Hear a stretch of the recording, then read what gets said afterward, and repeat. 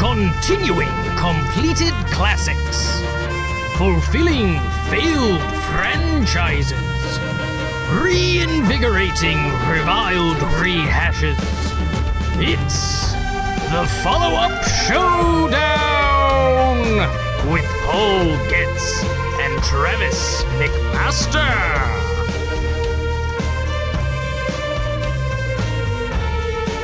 Hello and welcome to the follow-up Showdown, where we attempt to give worthy second chapters to stories that don't have them. I am your host, and as much as I'd like to say the Venkman, I have to admit I'm the Ray Stantz of the group, Paul Getz. With me, as always, is Travis McMaster. Who would you say that you are? I would like to say I'm the Egon, but I think we all know who the Venkman is. It's not me. You. Oh, you. Yeah. You're Venkman. I'm no Egon. For anyone who doesn't know, the way it works is we take a movie that either has no sequel or a less successful sequel and take turns pitching a better continuation. And we do that with the help of our guests, which today is one of the founders of Midnight Video, an online smorgasbord of spooky short films, Zak White. Zak, how are ya and who are ya? I'm doing good, and I think if people really reach deep down, I think 90% of the population would be Ray Stantz's. Yeah. It's the last one you would choose, but let's be honest. He is brilliant, but he's also simple. Mm-hmm. You know? Simple? Yeah, I think that's what's so lovable about him. He's sweet. Yeah, naive. Okay. A little. I feel like you're trying to spin it more negative than I want you to. Yeah, you are Venkman, huh? Yeah, I can see Are we that, getting too old for me to say that Ray is like the Hufflepuff of the group? No, I think that's apt. Okay. Yeah. I don't know what the cutoff for assigning things Hogwarts houses are, but He's sweet, he's innocent. Would that make Winston the Gryffindor? Winston is the Gryffindor. I would say he's the bravest. Yeah, absolutely. He jumps in without knowing the science. He kicked that door down and put those fires out. So this is about the Harry Potter sequels? It could be. We it depends on what your pitch says. What is a magic wand but a proton pack?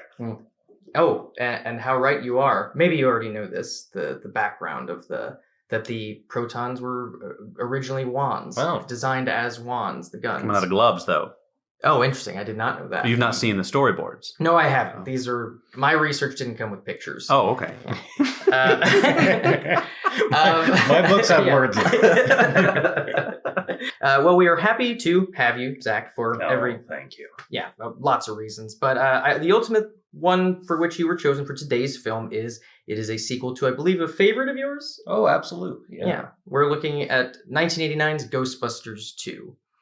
But before we start talking about the movie, we've got our obligatory 2 Travis McMaster minutes.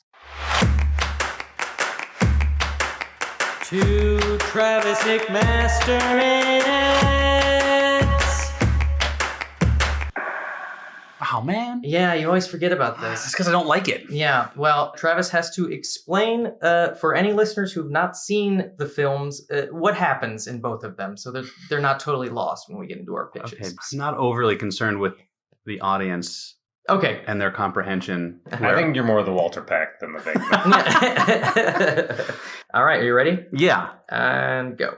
So the Ghostbusters are scientists and parapsychologists who are just studying the paranormal at large, including like psychic abilities and whatever, not just ghosts, until they discover that ghosts are suddenly real, or it's just the first time they've seen one or something, and they see a ghost, and then they spend all of Ray's money to invest in a new startup business of ghost-busting paranormal exterminators. And there is suddenly a need for this, or for the first time there's a need for this, so they become very successful very quickly, though not seemingly wealthy. And then one of there's the specific first case they get, second case they get, first case they get. I'm so sorry. There's a big spooky ghost building, and it's super haunted, and it was built as a conduit to end the world. And that could be why there are so many ghosts popping up, because there's a big conduit. Paul, I hate this so much. Oh, yeah. If you're listening to a movie podcast, you know the plot of Ghostbusters. All right. I hope so. I am so sorry. That went off I'm sorry. No, it's okay. I do hate doing that. Too. I'm sorry. Maybe in the I don't future I'll prefer just to do prepare that. something that's a minute long. Yeah. And we'll cut this. I think this is a great feature. Yeah. 100% stay. Yeah. Thank you. Okay, so before we get into Ghostbusters 2, let's talk a little bit about its predecessor, the 1984 masterpiece Ghostbusters. Everyone here's a fan. Yeah, obviously. Yeah. Most people are fans. Yes, 97% on Rotten Tomatoes. Okay. Those 3%, afraid of ghosts. I could see that, but it is Columbia Pictures' highest-grossing film of all time. Wow. When adjusted for inflation, Mhm. and the 32nd highest-grossing movie of all time. That doesn't seem worth mentioning even. The 32nd of anything is not... There's a lot of movies. That's movies in the true. world. Yeah, I guess. A lot of worldwide blockbusters. So, a little bit of fun background that I found on Ghostbusters. The original premise, which was called Ghost Smashers, written by Dan Aykroyd alone, had three main characters to be played by John Belushi, Dan Aykroyd, and Eddie Murphy. I feel like a lot of people know that. But it was going to be set in the future where there would be teams of Ghostbusters, like there are paramedics and firefighters, who fought ghosts in SWAT-like suits using wands instead of guns. And at the end of the movie, Ghostbusters businesses were all over the U.S. Mm-hmm. Also, John Candy was slated to be Louis Tully. Isn't there even like a screen test or something of that? Yeah, he got really far. All into the into storyboards are of process. him. I know that he shot some of it and apparently quit because they weren't using his ideas for the character. He wanted a weird accent. Yeah, he right? wanted Louis to have a German accent, and he wanted him to have, and apparently he was very insistent that he have two Schnauzer dogs. And they specifically didn't want the Schnauzers because of the other two dogs Sure. in the Right. film. So they thought That too could've many Pretty dogs. dog heavy. Right, Dan Aykroyd's original script, Reitman said would cost at least $300 million in 1984 to It was produce. over 300 pages. Oh, wow. So is Blues Brothers. He's a big writer. Overwriter. Yes. Yeah. So they brought Harold Ramis in, and Reitman, and Aykroyd spent 3 weeks in Martha's Vineyard revising the script into what it became. Good job, boys. Yep. Most of Bill Murray's lines were evidently ad-libs, which I guess, it makes sense for Venkman as a character. I feel like, how he acts around people, he's really he's as if he's in his own world, Mm-hmm. floating around, making fun of everybody. Yeah. Yeah. Other actors considered to play Venkman was intended for John Belushi, offered to Michael Keaton, Weird. Chevy Chase, and Steve Guttenberg. Gutenberg. Wow. They all Gutenberg turned could have down. done it. Yeah. 84 I could Gutenberg. have seen any of them. I would have been very comfortable with Keaton or Chevy Chase, I Mhm. think. They're Sure. It was pretty like right post on. night shift. Yeah. You And- could have done it. Yeah. Red hot and all very confident. Yeah. I mean, who is Beetlejuice but dead Peter Venkman? A little pervier. But I don't know. Than Pete. I could argue that. Yeah, but it was the 80s. But you got to understand, Your Honor. Yeah. It was the 80s. Spengler was also offered to Michael Keaton. He Hmm. really wanted Keaton in this thing, and he didn't want any part of it. Yes.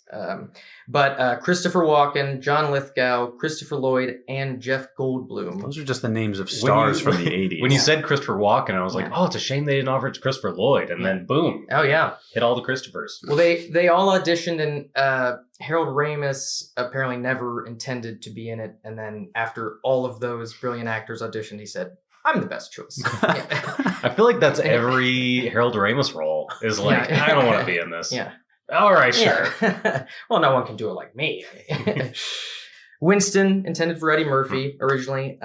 Also, Reginald Vell Johnson was Okay. considered for the role, and then That's a shame. He's in the movie. yes, he Yeah. was Well, what given was that phone call like? Like, no, not one of the Ghostbusters. No, someone else. Well, that's- smaller part. That's acting, baby. No, smaller part. Yeah. No, smaller. Well, I do like Reginald, the no. idea of Reginald guessing. Oh, is it? Yeah. Am I the neighbor? Am I the EPA guy? Reginald is like one line. That's an extra, pretty much. He is featured extra. Also, auditioned for Louis Tully, Jay Leno. I can see it.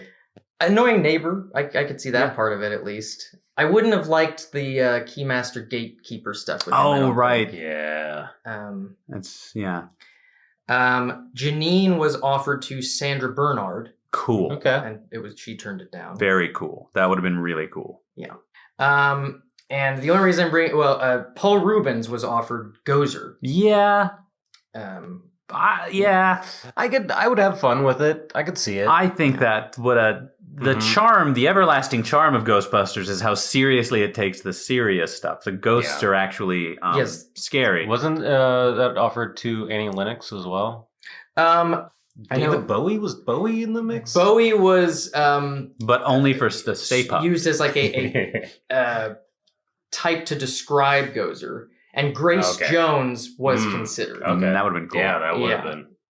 The voice of Gozer was provided by someone named Patty Edwards. But Patty Edwards dubbed Gozer's lines over the actress Slatvica Jovan's accent because it was coming across as comedic.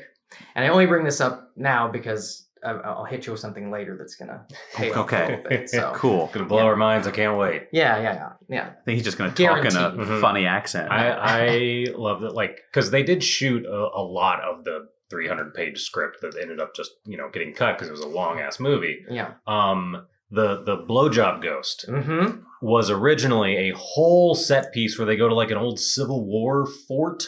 What we're coming to find about great movies is that they could have so easily not been as perfect as they are. Editing is huge, but when it comes to the blowjob ghost, I would say that is like the scene that can stick out of Ghostbusters. It doesn't seem like it fits. I am okay with it because it's a dream. I think that's why it ends up getting left in the final cut of a kids movie. Well, it was the first one was not intended as a kids movie. Right. It was intended to be seen as more like a Stripes. Yeah. That just makes me want John Larroquette as maybe Walter Peck or something like that. Ooh, he would have been great. Not that I don't love Willie Mathers. Yes, and you hate him so deeply. Yeah. He has it's as if the devil is in him. A real quick aside, I saw Ghostbusters at the New Beverly one time, and William Maston was giving a Q&A afterward. And he was telling a story about opening weekend. So he was in a David Mamet play at the time. And he had shot that movie, 8 months ago. He'd kind of forgotten about it. And as he was walking home from David Mamet's house, he crossed a movie theater and it was playing. He was like, oh, that's nice. And outside there was a row of 8 school buses, and it had just let out. And so he's walking across from this movie theater, and he said 200 to 300 12-year-old students poked their heads out of the school bus and in unison just started shouting "dickless." And he's like, it got all of the pretension out of he immediately knocked him down to earth. He is just a bastard. Yeah. I'll go right ahead and say hot take. The second one I could have used without Louis Tully, but with Walter Peck. I don't think you need Lewis in the sequel, but you don't need Walter Peck. You they do Rich Fuller in his place, and he's okay. But I would like a villain or a human antagonist with a little history. I was saying this to Travis that what I don't like about Rich Fuller's character is Kurt Fuller. Kurt Fuller's character is that it's established in the beginning that no one believes them. Mm-hmm. The mayor doesn't like them anymore. The mayor. Well, yeah, but and that's the people. The mayor is already there disregarding them. Yeah. And then you just have his lackey who hates them even more. It's a very shade of Walter Peck. I'll say this right now, and I'll probably bring it up several times in my pitching, but the Ghostbusters video game is the real, true sequel, in my opinion. And the way they used Walter Peck was amazing. Yeah. They make him their government contact. He has to work for/with them. Oh, that sounds great. Which we'll get into that a little bit later. Oh, we'll get into it. Yeah. But for now, let's start talking Ghostbusters 2. How do you guys feel about this movie? I like Ghostbusters 2. If Ghostbusters 1 hadn't existed, I would love Ghostbusters 2. Sure. I love ghost busting movies. Mm-hmm. I'm not going to dislike one. It's good. It's not great. It's just not as sharp. Yeah. I mean, that's its main. I feel like that is there's a lot of little details you can pick at, but it's just it just feels flabbier than the first. You know, I guess technically a slightly little bit. I love Ghostbusters 2. I've seen it a lot. I quote it a lot.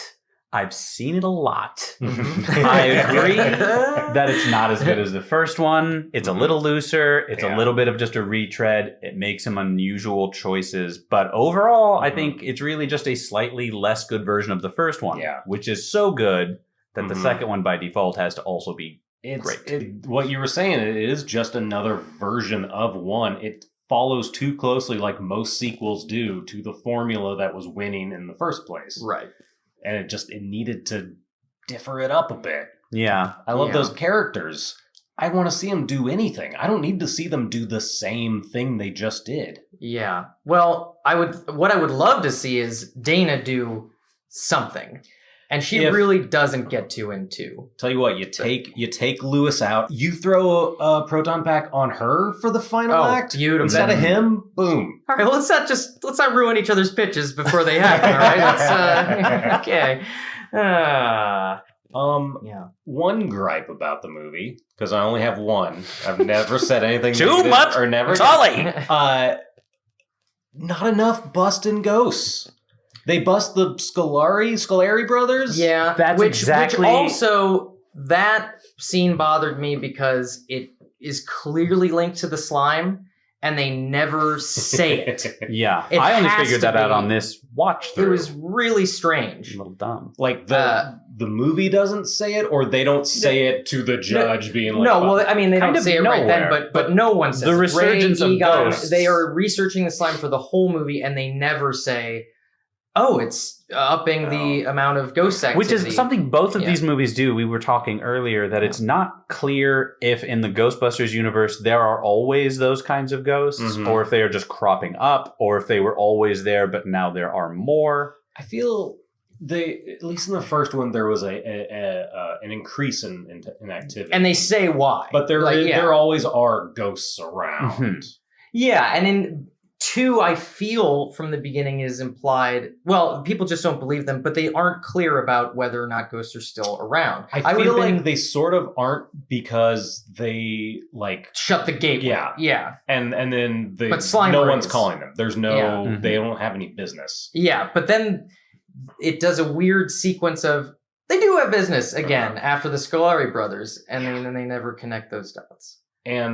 And this is my one gripe about the movie. One negative thing I'll say. But honestly, the thing that bugs me most about this movie is the beginning where they are not still heralded as heroes. They are doing kids' parties and the kids hate them. No, you saved the world. Yeah. You saved the world. A lot of witnesses. Everyone saw it. But Stay Puft Marshmallow Man. Yeah. Yeah. What the hell? I get it. It doesn't make it's any a sense. thing of we need to root for these guys again, but no, I want them to stop. They ended at the top. Let's see them start at the damn top. What's weird is that the story...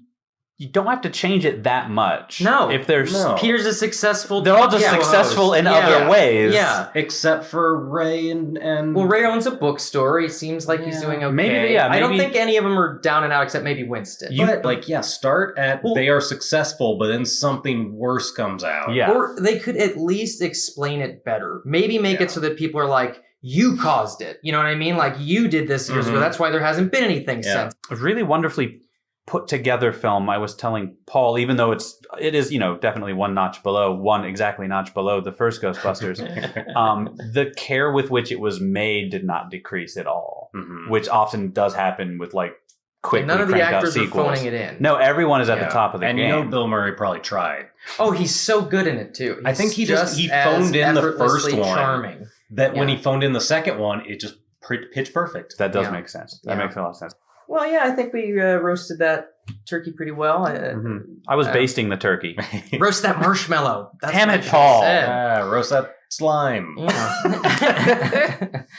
I will say, I think the scariest moment in any of the 2 Ghostbusters might be possessed nanny Peter McNichol like outside the window. Oh, that's what I meant to say. With that scene. We were discussing it. I think you noted a lack of busting of ghosts in this movie. I really think the only reason Peter McNichol looks like that in that scene is because it had been a while since we'd seen an ghost effect shot. There's no need for him to look like a ghost. Well, he's not a ghost. No, he's not. Yeah.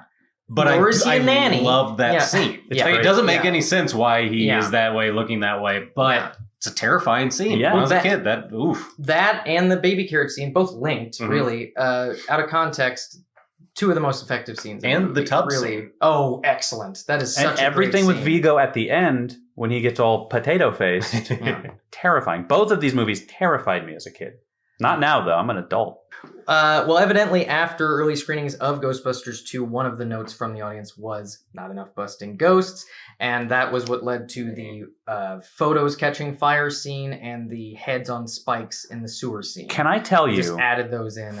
So the first movie I remember seeing in theaters was either The Little Mermaid or Ghostbusters 2. You'd have to check when those were released.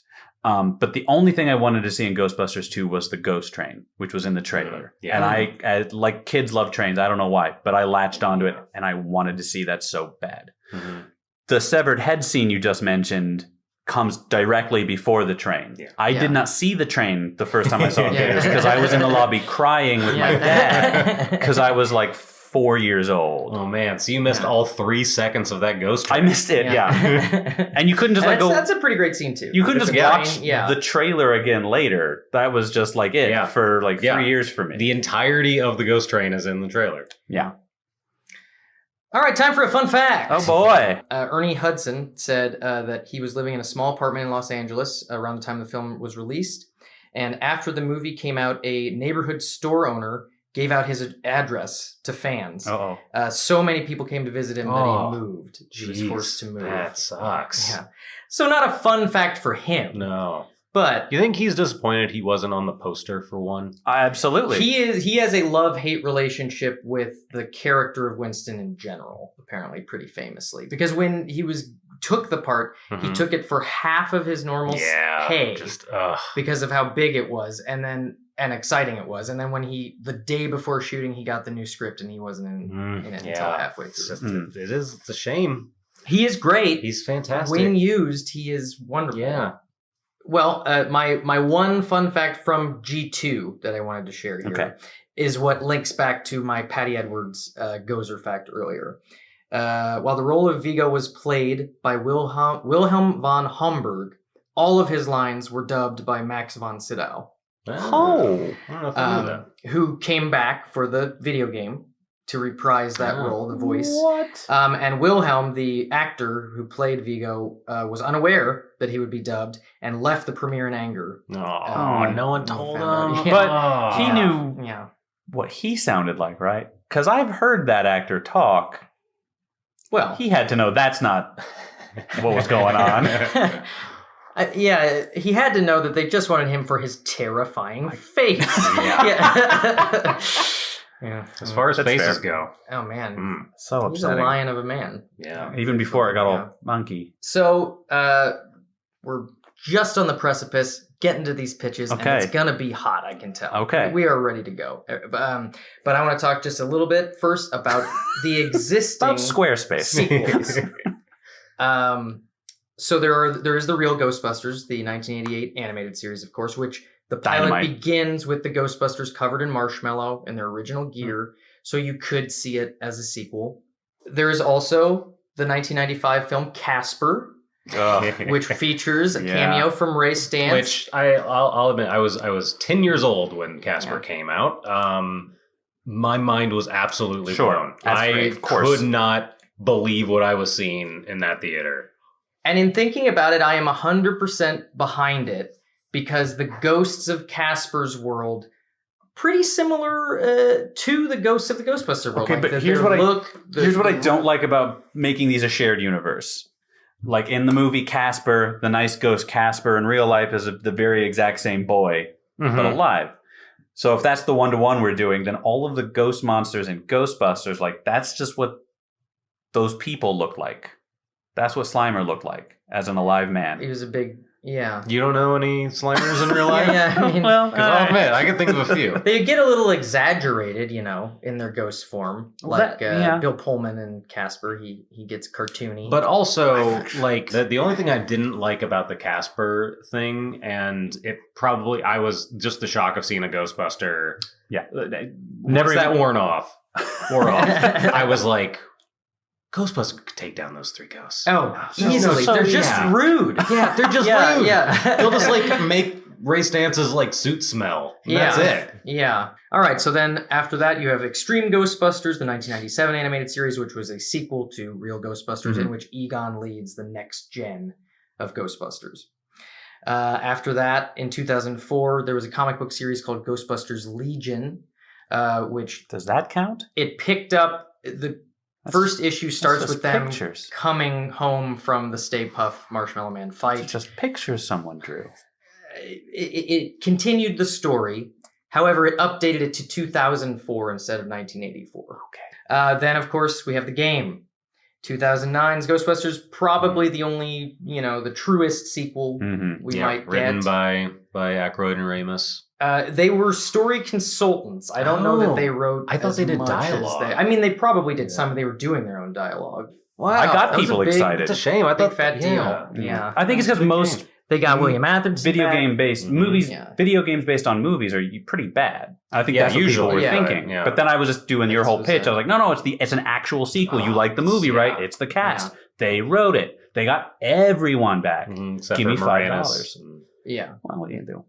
It is a video game, and this is exactly what you want in a video game. If you're thinking of it as the sequel, my gripe is that it is a rehash of 1 and 2. Which you have to a certain extent. But then the way it, evolves from there is like, if it was a trilogy, that's a great into a trilogy. Absolutely. It was and I will definitely be taking plot points into my pitch for 2. Zach's pitch is going to be just Ghostbusters 2, but the first scene, Tully dies.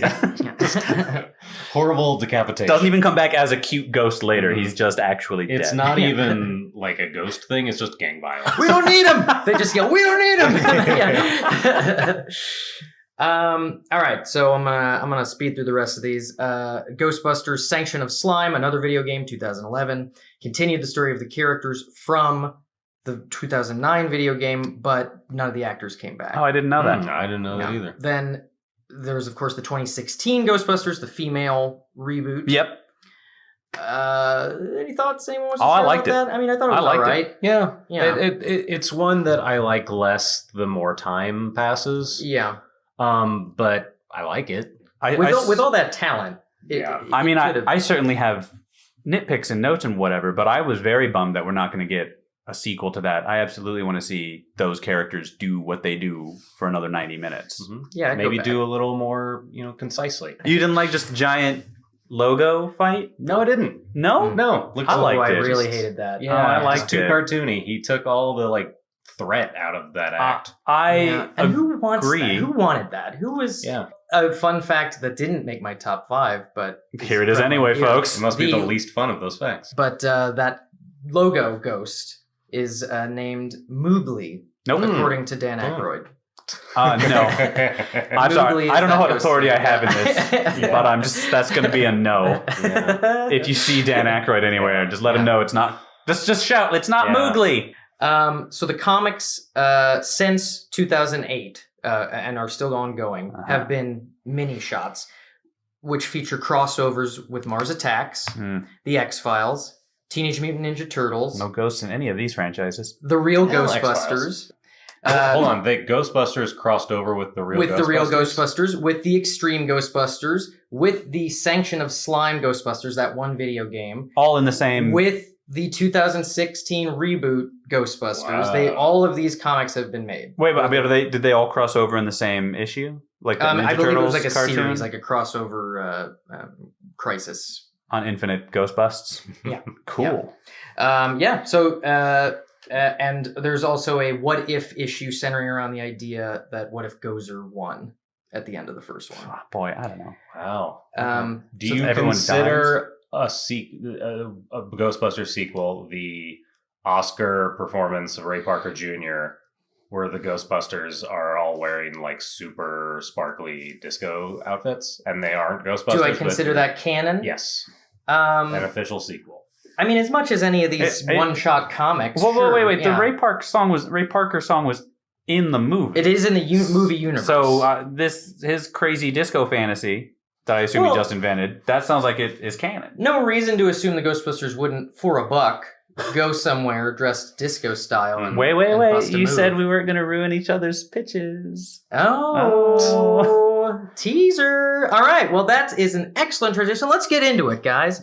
Of course, we do have the 2020 Ghostbusters of next year that everyone will be comparing this podcast to when it comes out because it is an official sequel. Oh, a quick fun fact. Jason Reitman is the kid in Ghostbusters 2 that says you guys are full of crap. I pointed that out. Whose name in the movie is also Jason. Yes.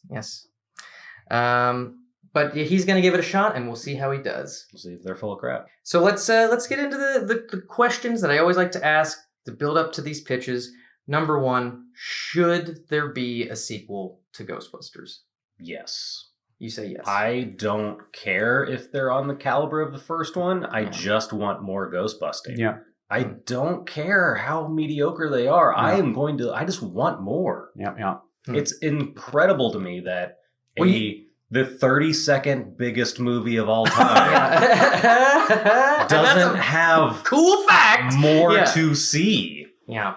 I absolutely agree. I think there should be more. Much like with Star Trek, I'll take any Ghostbuster.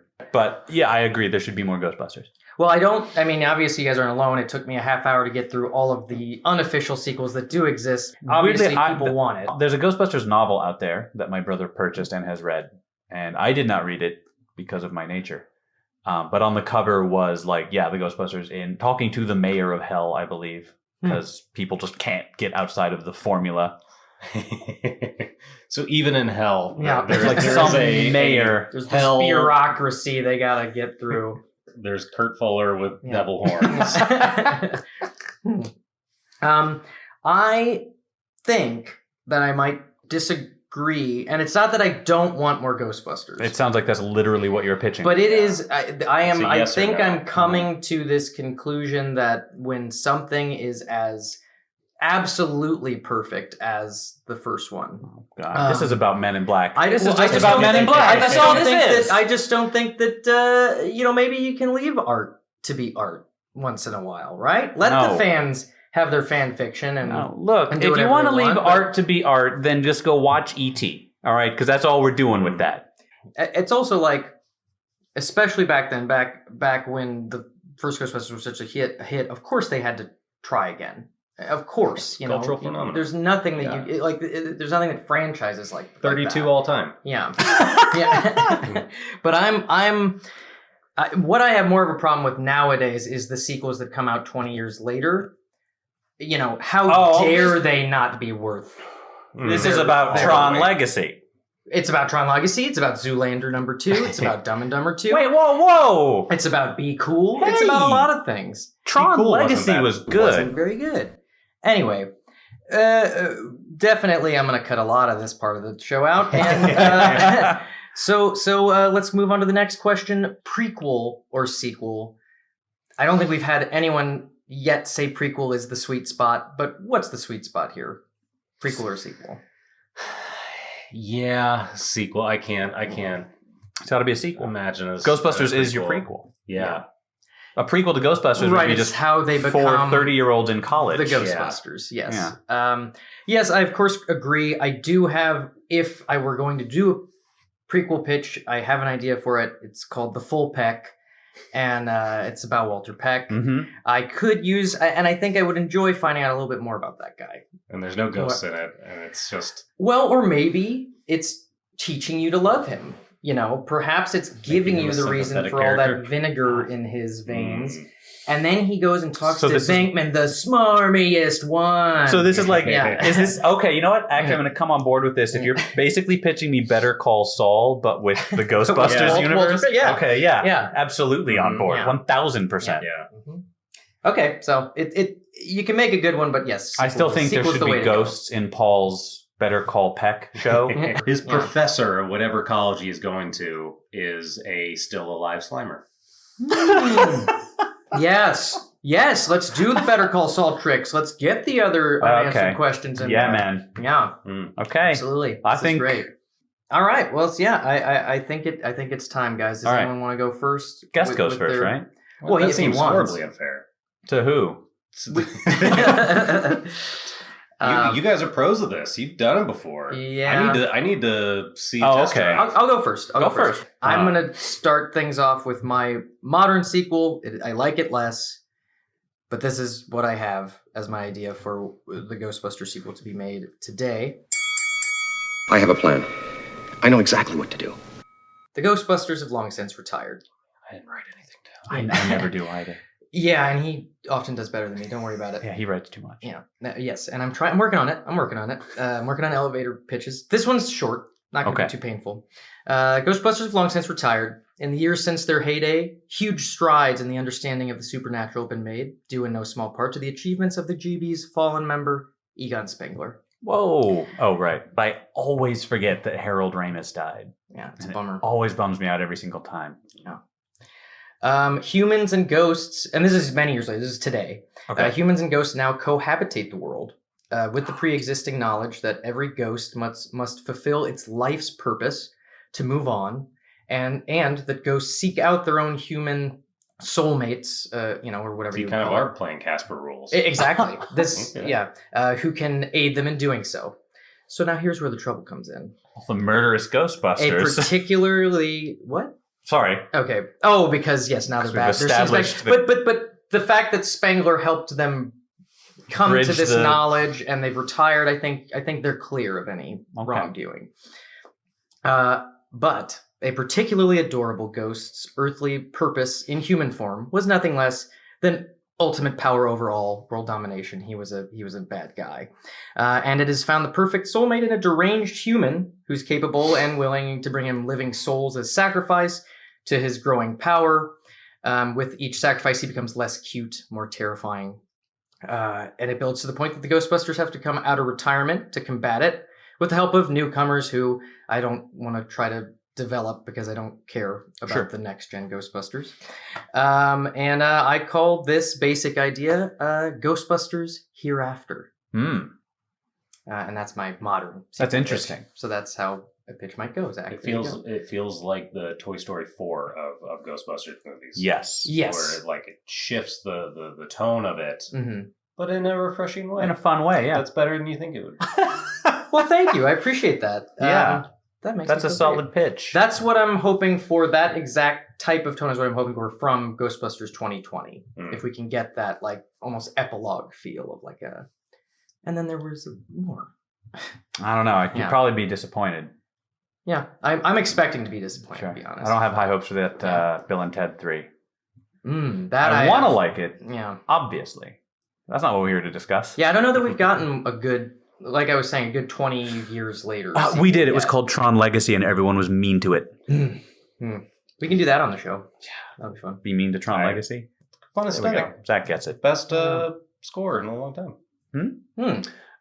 Michael Sheen. Yeah, He didn't do the score, but he was my favorite part. I Who can say knows who's that. under those Yeah, helmets? yeah. it's Michael Sheen and David Tennant. Weirdly. Yeah, with Daft Punk. Do you want me to go next, Zach? Do you need another round Sure. to prepare? Okay. I, I need to see how the other side Okay. does it. The less prepared. You might regret that. I've got it. I'll prove myself to you. So the reason I actually pitched Ghostbusters 2, and this is maybe the reason, Zach, that you should have not done what you've done, is that I have actually written a script for Ghostbusters 3 when I was 21 or 22. So it was like 2004 or 5. I wrote it's like my very first feature I ever finished. It's bad. It's so bad. I haven't read it since probably the year I finished it. Fanfic feature you wrote when you were 21 is So I actually have a whole pitch ready. Again, I haven't reread the script because it's bad. But also this script, you could update it to just have it come out now. I had it at the time written so that the end apocalyptic event coincided with December 21st, 2012, because that's when some people thought the world was going to end. Calendar ends. The thing, yeah. It was all the rage. So we open on Peter Venkman's funeral, right? Because at the time, Bill Murray was just like, I'm not doing this. So we open at his funeral. I don't need him. Everyone is there. I made Winston into a blind preacher, which is something I would not do now. I understand some of the tropes I'm stepping into there. Why even do that to Winston, though? I mean, he was religious. At the time, I was doing it because I felt like Winston got shafted in Ghostbusters 2, so I wanted to give him a bigger role. He did mention he was religious in the first movie, so I made a lot of mistakes here, but this is where we are. So he's presiding or whatever you do over funerals. Oscar is with Sigourney Weaver, now a full-grown man in military dresses because he's in the army. That's going to come back later. And whatever. So they're at the funeral. It's all very dramatic. Thunderclouds come up out of the grave. Big fiery belch of black smoke. An ornate black horseman comes out on horseback, as they are often seen. And he points at someone, I think Dana he points at the other Ghostbusters because they're all there around Dana protecting her. And he points at them and he throws, I believe it's a sword at their feet, which bursts into flame and collapses. And then we, fade up Ghostbusters 3. And then we go to our new kids, the next generation, which like you said, they don't matter. I don't have to get into what their deal is, who their character is. They're not related to the Ghostbusters in any way. They are just big fans. They figure out how to make a very rudimentary ghost catching device. After they hear about the funeral, whatever, there's ghost activity is increasing. They are so the Ghostbusters are still active. No. Okay. No. So sorry. No, they're not, because ghost activity has stopped since whatever. Okay. The 1989. So they've since disbanded. These kids go with their rudimentary ghost catching stuff to Peter Venkman's house to try and investigate what happened to him. It's insanely haunted. There are spooky ghosts everywhere. At least that's what I thought when I wrote it. Probably not that spooky. So they go to the Ghostbusters because they recorded all this stuff in Peter Venkman's house, and they figure out it has something to do with, the original whatever, but they've got this footage. Through whatever boring research, they realize that when the Destructor and the Traveler and Gozer and all that showed up to bring about the end of the world, it actually did work. And when the Ghostbusters killed Gozer and blew up the temple, they just assumed that responsibility. They assumed the shape of the Destructor now. That's how they survived the explosion on top of 55 Park West. Mm-hmm. And now, once each one of them dies, they will become one of the 4 horsemen of the apocalypse. Cool. So now that Venkman has died, his ghostly horseman is out for blood. He's trying to kill the other Ghostbusters to kickstart the apocalypse, December 21st, 2012. So the Ghostbusters with Oscar team up with the army. Again, I wouldn't write it this way now. And they recruit people. The tagline is, "We're ready to enlist you." Again, I wouldn't do this now. And so then there's a great montage of army people training with ghost busting gear. And it's a really cool spectacle. And there's a lot of fun, inventive ways they can do the training for this. So they go to the Fertile Crescent, obviously. that's where Doomsday is going to start. So they go there, and it's the whole Ghostbuster army. And then there's also, on the other side of the field, the Ghost Army with Dr. Venkman, horseman person. Anyway, so then there's this great big battle. There's a lot of cool stuff I had written in, or people shooting a ghost with a proton pack and then hurling them, using it like a rope and hurling them into ghost traps, whatever. The big twist was going to be that when a ghost killed one of the Ghostbusters, their Ghostbuster ghost was now a person buster and could could shoot the people with their ghost proton so their packs. Power is they have the Yeah. So in your world, there are no good ghosts. If you're dead, you're bad. Evil. It's just straight bad. Okay. I think Slimer was there somewhere, being a pet, a Snarf still. So then one of the new kids dies or whatever. It's all very dramatic. And honestly, I don't even remember how it ends. They do something. They shoot the gun at the part thing. Of the premise trying to keep the remaining Ghostbusters alive so that they don't turn? I can't recall if they had gotten them killed, or if it was Doomsday was going to start on this day because it was one of the horsemen was there. So that's all it needed. It's not a good script. This is just sort of the bare bones. We'll follow it now. And then I think the way I had it ended was that the new kids stopped the thing again, but now they didn't know if when they died it would happen to them, and the cycle would continue. So they had to, I don't know, keep an eye on that. I don't know what that would even mean. It's just a curse I damned these characters with. Happens sometimes. It happens. Yeah. All right. Okay, I think I should go because it is not very well prepared, and it's not a showstopper. I think if anyone's going to have a showstopper in their back pocket, You heard it here first, folks. Paul's pitch, guaranteed showstopper. Woo, guys. Oh, no. Get your hopes up. All right, Zach. Okay, so mine, I said took place right after Ghostbusters, but honestly, it could be Ghostbusters 2. I don't care. It doesn't. There's nothing that insulting about Ghostbusters 2. I have a radical idea. They're not back on top, but like they're active again. They are busting ghosts. They're doing that. But it's just sort of a business as usual now. They've settled into a routine. And what I really want to see is all of their science against some mysticism. I want to see some like cult shit, some magic, whatever. I want to see them go up against a cult. Because it's always some just ancient god that existed a few centuries ago, if not more, that is now just destined to come back for some reason, like now. So I want to see something a little more active. I want to see a cult that worships ghosts, and the way they have managed some, incantations, some seance, some whatever. They have found out how to conjure them back to power. But this cult, like, they're not just worshiping some ghost on the second floor of whatever. Like, these guys are starfuckers. They want the big guys. They want, like, stories, fabled ghosts. They want, like, a Candyman. They want the big Krueger. Yeah, like not taking exactly those properties, but they want the legends. And so so you want to like Last Action Hero Ghostbusters a little bit. Yes. I don't. Yes.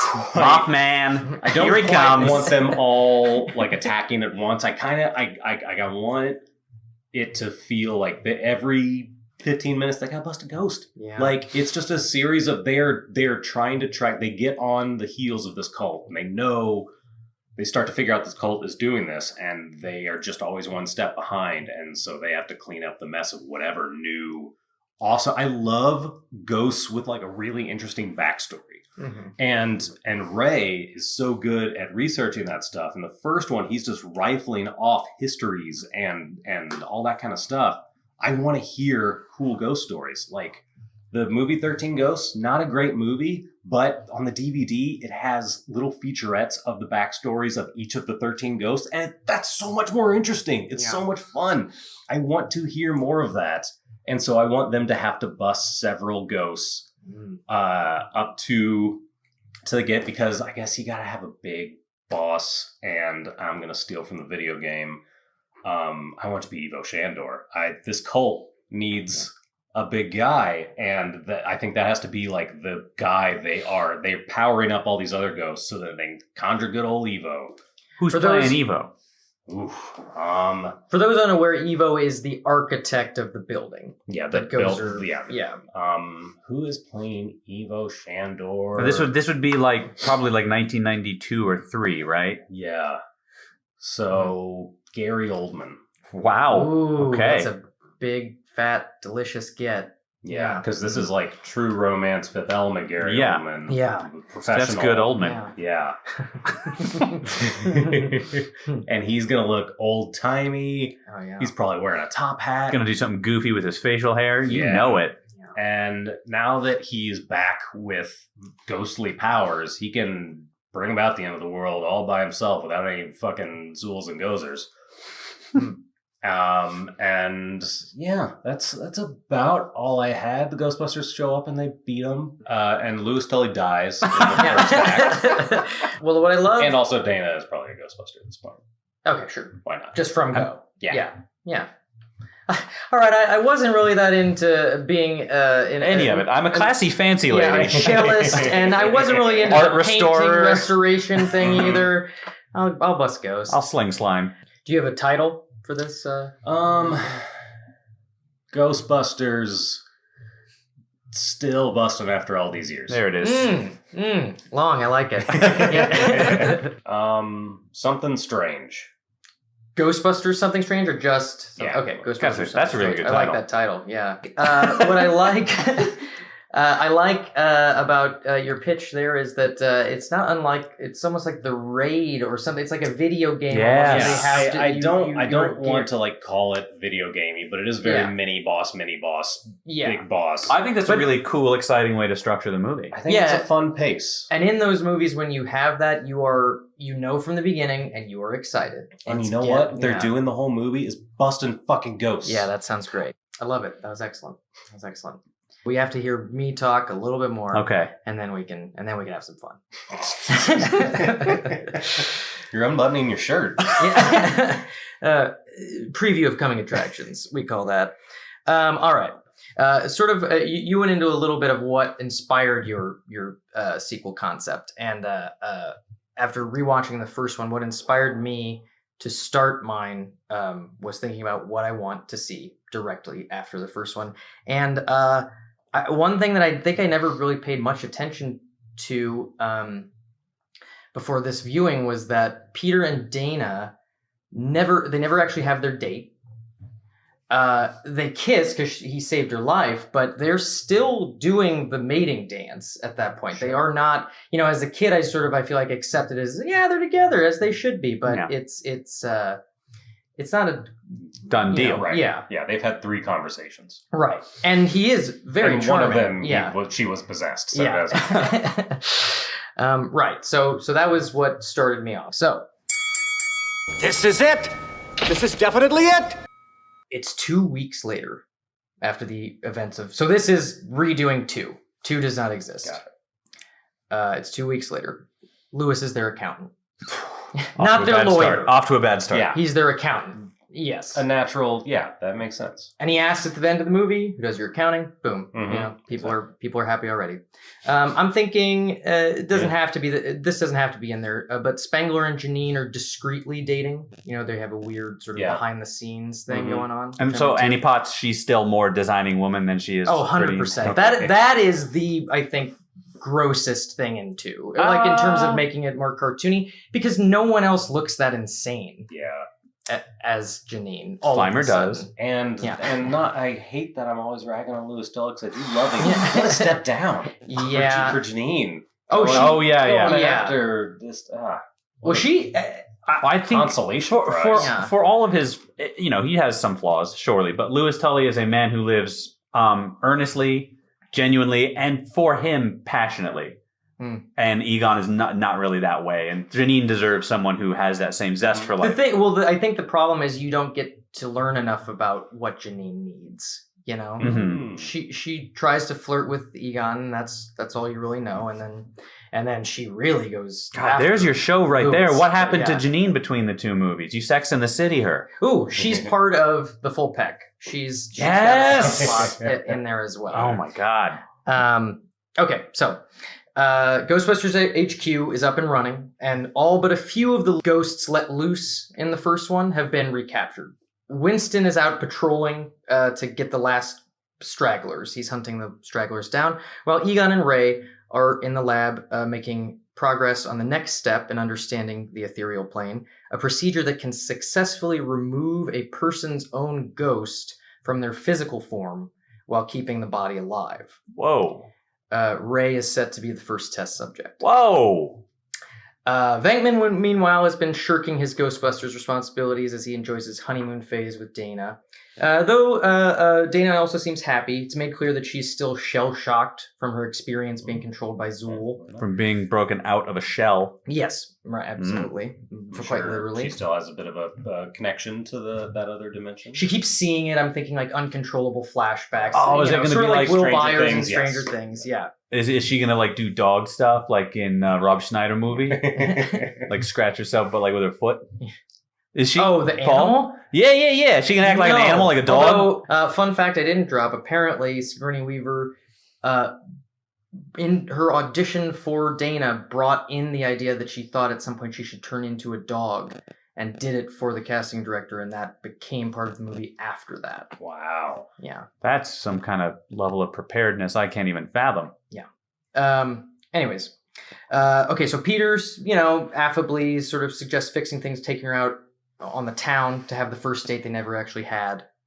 They do. It doesn't go well. Being in the public eye for all these recent events, everyone knows who she is, everyone knows who he is.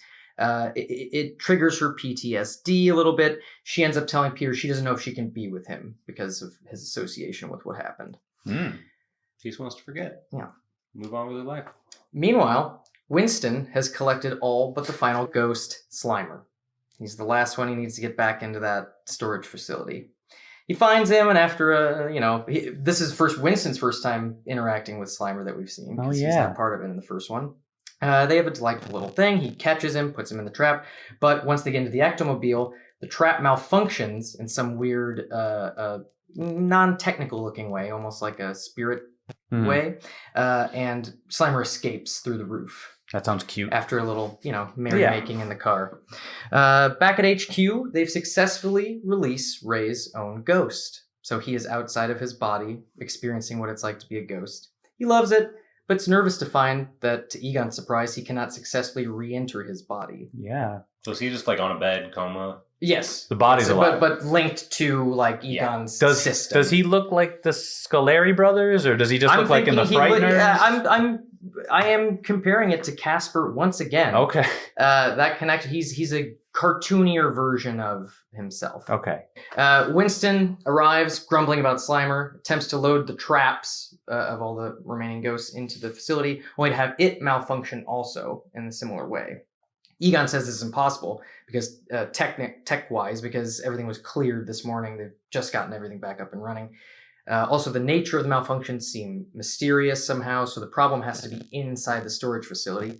This gives Egon an idea. Ray is voluntarily trapped, put into the storage facility to investigate. We see what it looks like in there. He makes his way through, sees the ghosts. Well, it turns out there's a particularly evil ghost inside the storage facility who's rallying all the other ghosts to its cause of another mass breakout. They've been the ones causing the technical difficulties with the equipment. The creature design on this guy, I'm thinking, is pretty scary. Okay. Not an actor. I'm thinking it is a ghost form with a voice, but voice who is... I mean, let's give Max von Sydow another crack. Since 2 doesn't exist, he was, he's pretty scary. Great. The scariest of the Von Sydows?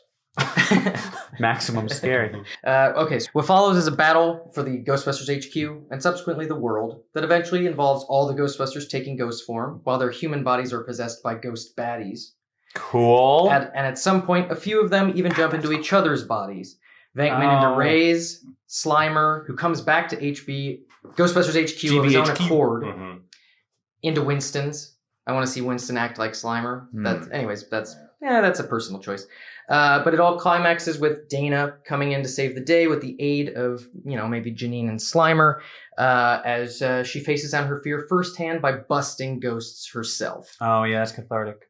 In the end, evil's defeated. The boys end up back in their bodies. The storage facility conditions for the ghosts are improved. Perhaps that's what they learn from all of this. And the ghosts can sort of have a good time in there. It makes it a little. So now it's like a party, or maybe just like a minimum security prison. Oh man, see, it seems weird to go all the way up to the line of we improved conditions for the ghosts, but not go the extra step of asking like, why are we doing this to the ghost? Do we have the right? Yeah, I mean, I do appreciate that they stay away from that. I kind of was trying to do that for the most part. I just feel like something has to change in the end. Yeah, that in order to so that they are learning a lesson and they're improving things. But yeah, and then Dana gives Peter another shot. She joins the team. Slimer's the mascot. I call this Ghostbusters Part Boo. Nope. It's not named Moogly. I like that the plot, the problem is like of their own making. Yes. It's because of what they did in the last movie. I like repercussions. I like consequences. Yeah. That's fun. That's much better than just like another world-ending event. Okay. Well, thank you for your time. And now we can move into the voting process. Yeah. It's pretty painless, Zach, so don't worry.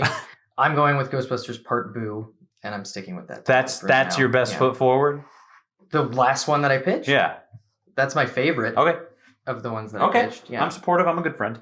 Oh, okay. I was confused. And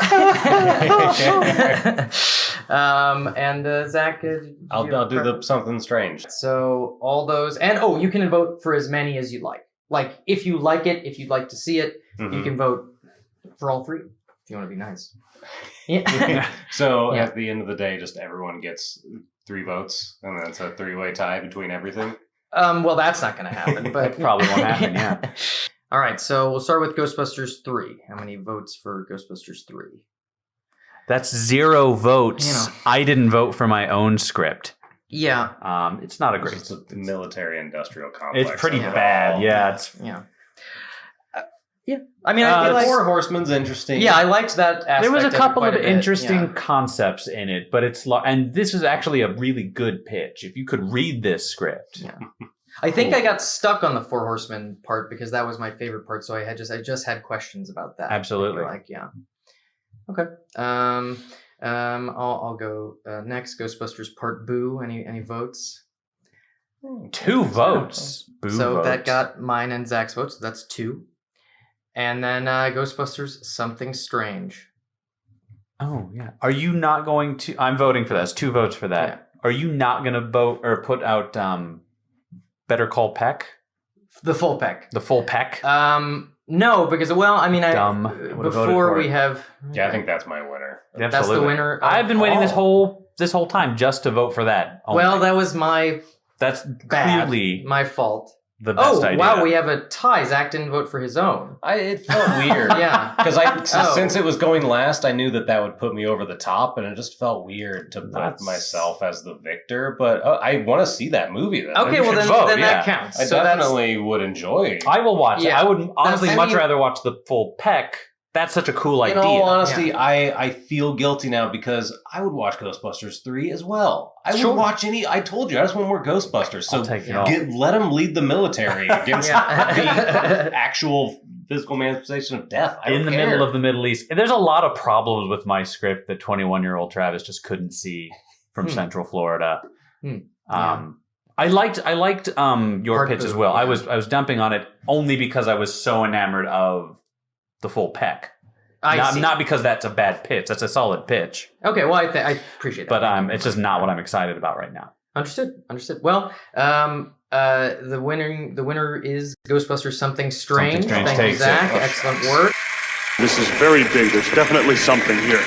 Selfish bastard.